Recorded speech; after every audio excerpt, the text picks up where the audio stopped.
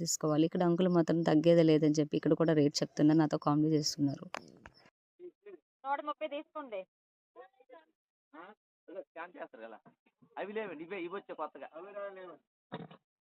ఇవ్వండి. మీరు తగ్గించండి అంకుల్, ఎక్కువ చెప్తున్నారు. దోపం వేసి పోయిందే ఉంటాయండి కదా,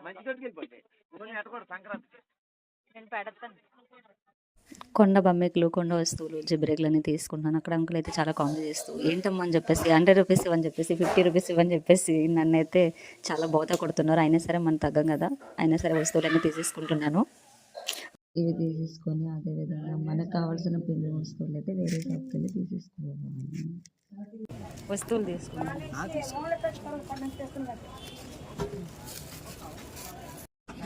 ఆయిల్ 1/2 లీటర్ సరిపోద్ది, ఫుల్ వద్దు.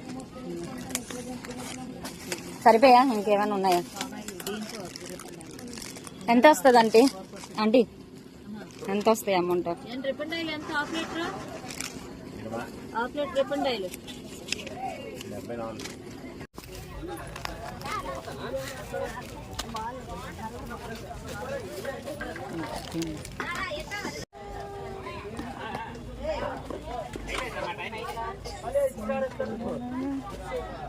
ఎందుకు అంకి ఖాళీగా ఇవ్వకూడదా? మొత్తం అందరం పెట్టేయండి.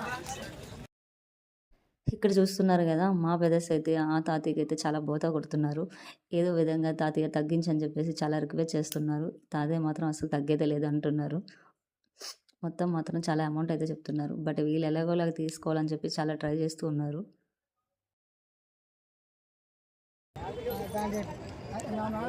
మా తమ్ముడు బేరమార్లో పోతాడు.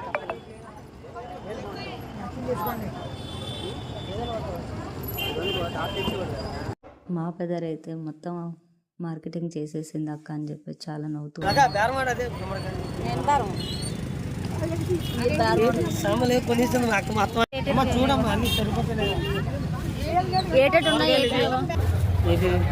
మట్టి కుండలో కానీ ఒక్కొక్కటి చూసి